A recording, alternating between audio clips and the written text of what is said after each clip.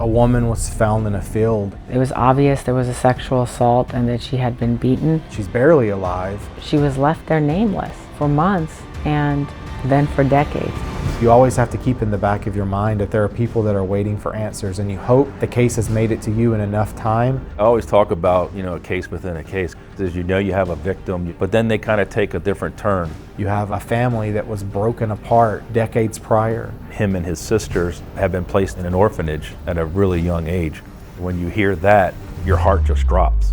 The only memory I have was Marie for 60 years. I always wondered where she went. My daughters tried to find him with no avail. I think she gave up hope that she had a brother at that point. Didn't even know if he was alive. I just thought I'd never see him again.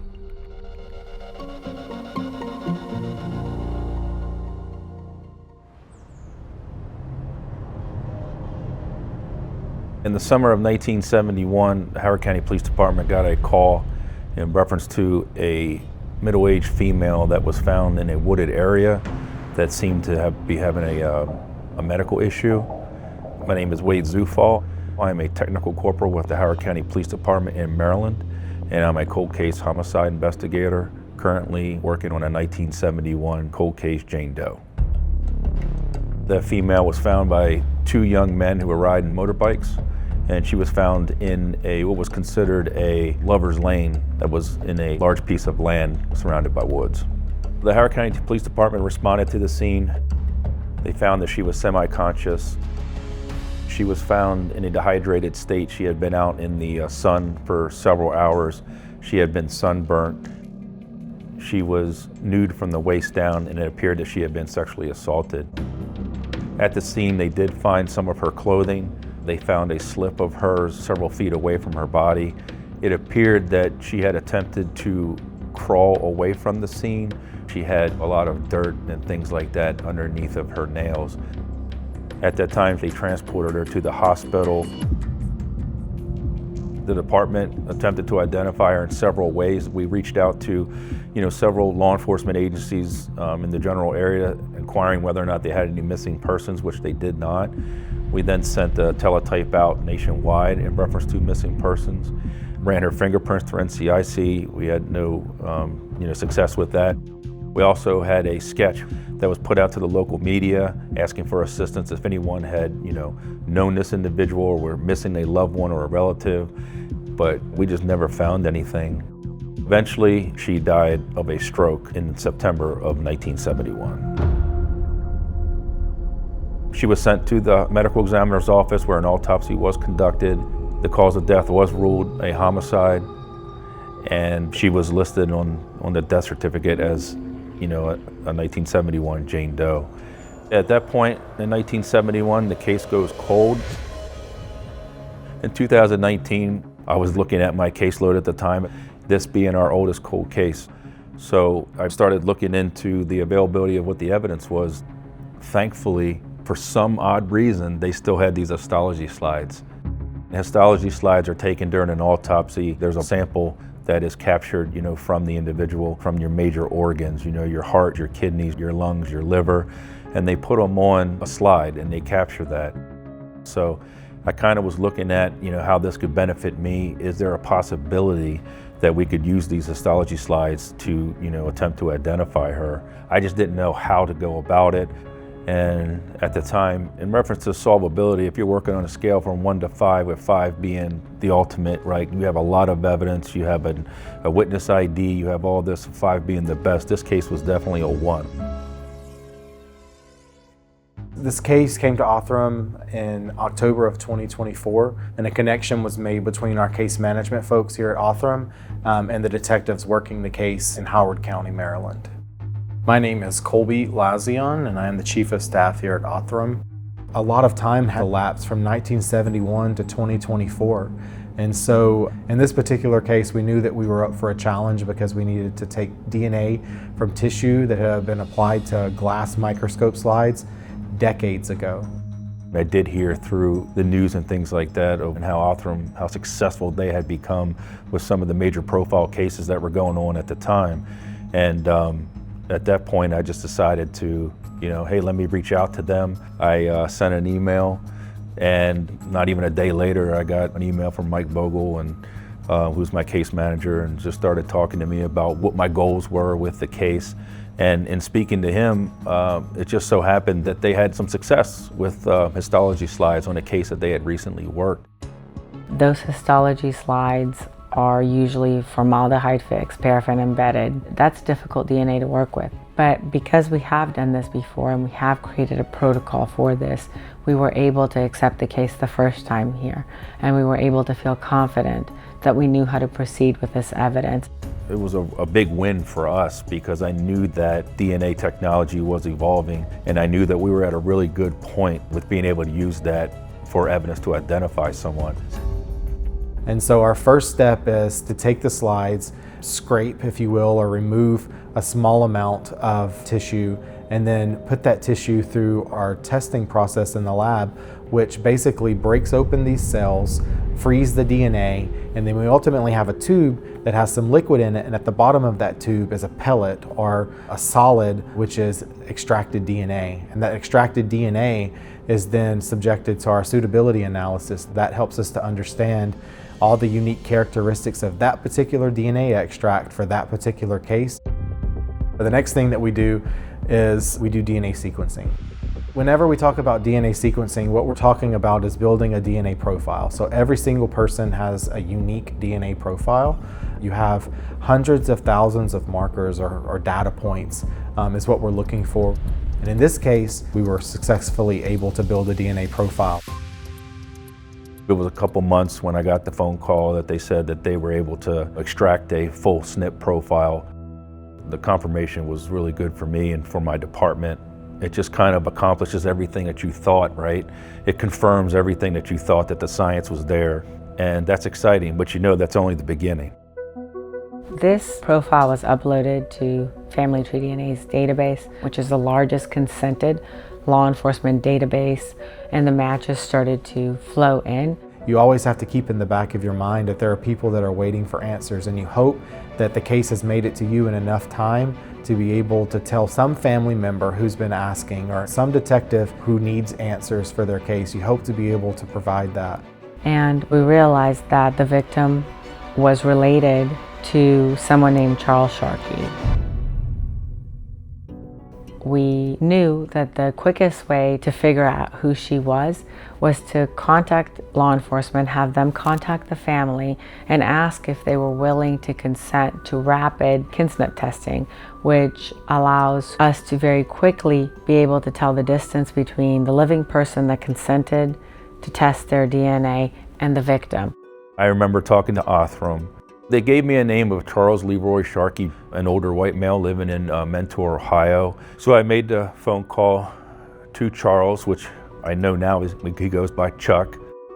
My name is Charles L. Sharkey. Detective Zufall called one day and I hung up on him.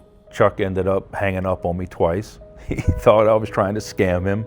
Me and my wife, we found out it was actually the police department. So I called him back. And we were talking about this cold case they had from 1971. And we might be related, like a cousin, a third cousin, or whatever. Some of the questions that you ask are, have you ever had a family member that's just gone missing that no one ever heard from again? Chuck told me that him and his sisters, Marie and Judith, have been placed in an orphanage at a really young age. All of them were less than 5 years old at the time. So as an investigator, when you hear that, you know, your heart just drops, because now you know this is going to be really, really difficult, especially with you know, the availability of adoption records out there right now, and you know, the adoption took place in the early 1950s. I don't remember anything before 7 years old. After 7 years old, I remember being in a foster home, which was very cruel. Then I remember being in Parmadale in the orphanage, which was pretty bad. And I remember being with my sister, Marie. I don't remember my mother. I don't remember my father. I don't remember my sister, Judy. He did tell me that he thought his mother's name was Sarah, and really that's all we had to go on at that time. We talked about getting a DNA test, and would I be willing to take a DNA test? And I said, sure. He was willing to voluntarily give us his DNA and have Othram go ahead and test that against the known sample of Jane Doe, which was extremely exciting for us. Charles provided a cheek swab. That cheek swab comes back to Othram. We build the DNA profile for Charles, and this profile has hundreds of thousands of rows. Every single row represents a specific location in your DNA, and then we compare it to the DNA profile of this unidentified woman, and the output of that comparison is a numerical value. The higher the value, the more closely related. And so in this particular case, what do we know? We see a parent-child match. Othram called me and said, hey, we've got some news for you, and that wasn't a third cousin, that was actually his mother. And his mother's name was Sarah Bell Sharkey. It was shocking for all of us, but it was such a great feeling to know that, hey, after all these years from 1971, we're able to give a name to our victim. It was heartbreaking. But I don't have the feelings that, I didn't know her. It'd be like I don't know, I just didn't know her. So I have feelings for her, but the feelings they're mixed.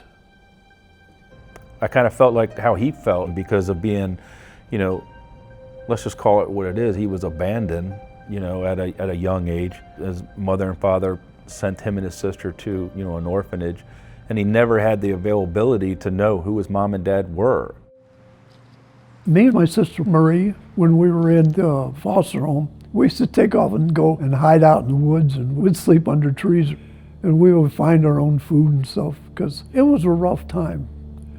Back then they paid you to foster a child, which, is okay, but you should take care of the kid.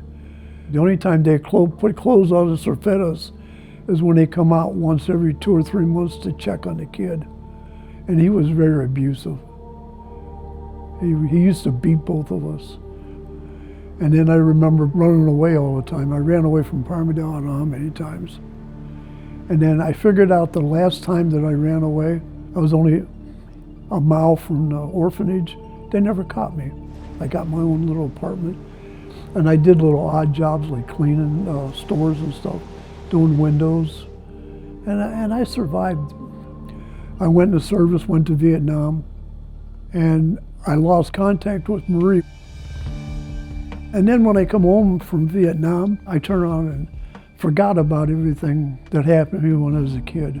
It's like, it just dropped out of my head. And actually Vietnam, pretty much a lot of the Vietnam dropped out of me. But I used to have nightmares and stuff. But PSD back then, it was like, go home, figure it out yourself. That's the way that it used to be.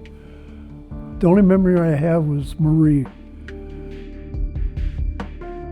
I remember she came over the house one time. Her and her boyfriend came over. And that was just before I went into service. I think it was 17. And that's the last time I seen her. After I had identified Sarah, then you start just deep diving into anything and everything that you can find out about Sarah Bell Sharkey. We started working a lot of databases and reaching out to people all across the country. At the same time, I always talk about, a case within a case.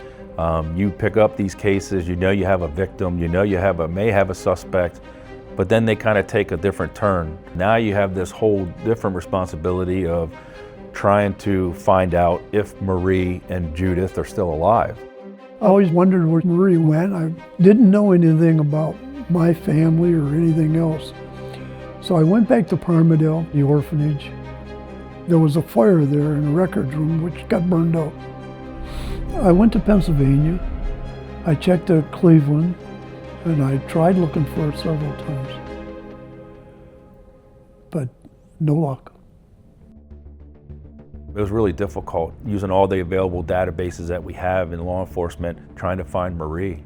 And we had located an individual in Springfield, Illinois that just had the same birth date as her, different last name. I did what's called a cold call and tried to call her and get a hold of her, and she didn't answer my call. She wouldn't return my call. So I ended up finding her daughter, Lynn, and I actually called her daughter. I said, "This is probably going to be one of the most strange phone calls that you ever received, but I need you to stick with me because I think it's really important." And she said, "How about if I call my mom on three-way? I know she'll answer for me." He said, "I'm Detective Zufall. I'm investigating a murder." And I said, I thought, my heart stopped, I thought. And he says, "Your mother was murdered." I said, "Really?" You know, because I didn't know her, you know. And he said, "Yeah, and then he told me the details. And he said, "Through that, you know, I've located your brother." I said, "No." I said, "You did?" And I started. Oh, that's what happened. I'm Marie Mildred Sharkey. Well, Cantwell was Sharkey. I've always known my brother because he was the only person that I was around, you know, with my family. We were always together. I don't really remember my mother. I was so young. And I certainly don't remember my father. And then when we were abandoned, we just were never apart. We went through what we had to go through together, you know, and that was a comfort. Somehow we ended up in a foster home that was very abusive. And if we didn't do things right, we took a beating. And we always found comfort in each other, you know, after the beatings. We were never allowed to eat at the table with them. We had to eat what was left after the 4 adults got through. And we spent a lot of time in the woods together. We had a little silver pot that everything got boiled in it, you know. We would take food from the farmers, but we never took any more than we could eat. We had 2 galvanized trash cans out in the woods, and that's what we laid down on the side and put leaves in there, and then we would get in those, facing about 2 feet apart, you know, facing each other. He would run away, and he always asked me to go with him, always. But I was afraid. I never did. But he always somehow came back. And one day my caseworker, Mrs. Emery, Edith Emery, I'll never forget her, she says, "If you can go to school and you can keep your job," she says, "I'll get you an apartment." And she got me an apartment downtown Cleveland over a hardware store. And Charles found me in my apartment, and he stayed with me for a while. And then he disappeared again. Well, he joined the Army. I never really tried to look for him. I always thought he would come back to me because he always did. My daughters, as they got older, they tried to find him. That was the late 90s. We had internet, but it wasn't as advanced as it is now. So it was a lot of online yellow pages. I scoured for every Sharkey I could find. I narrowed it down to every Charles, Leroy. So I wrote each one a letter, basically. Unfortunately, I only received 3 responses. And all 3 responses were disappointing. So when I had to bring the news to my mom about that, it was devastating. We kind of changed the subject and put it in the past, and it was almost like Charles Leroy was a ghost. I think she gave up hope that she had a brother at that point. I didn't even know if he was alive. I just thought I'd never see him again. I remember when Detective Zufall called me and told me that I found your sister. And she texted me. I still have that text. The very first one.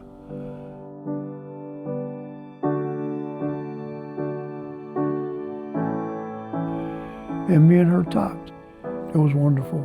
It brought a whole lot of memories back. Like you got your life back.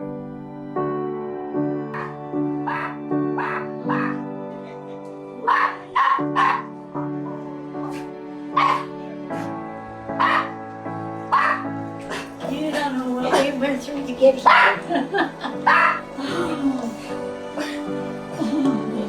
Hi, baby. Hi, sweetheart. Hi. Hi, Marie. Good. Look good. You look great. We'd set this reunion up. We met each other for the first time after 60-some years. Her and her 3 daughters. I have 3 nieces now. I don't walk very well. Not at all. When I walked in and saw my brother for the first time, yeah, we just sat next to each other. I felt comfortable again. It just came all back, you know. And just inner peace, closure. Hi, sweetheart. How are you? So good. It's so nice to see you. Thank you so much for what you did. Thank so you. welcome. Thank you. You don't know. Oh, thank you. Thank you. It was definitely impactful being able to share that time with them, share some tears, and just knowing that that's not where it ends. You know, it's almost like a new beginning. There's Detective Zufo. Yeah. I was so happy to see him too. Oh, yeah. I mean, Detective Zufo is part of my family now. He worked really hard. And yes, I do commend him for that. I didn't know what was going to happen, you know, when I first made that phone call and stuff.